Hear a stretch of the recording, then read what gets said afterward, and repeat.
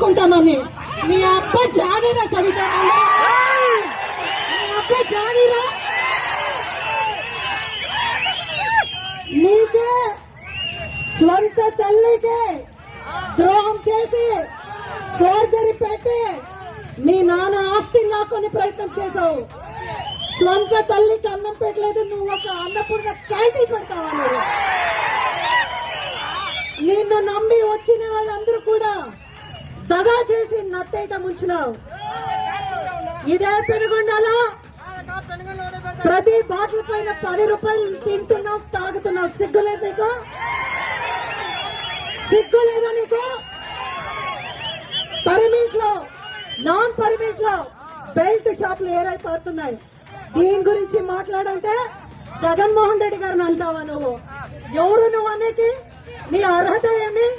నీ మామకు వెన్నుపోటు పొడిచి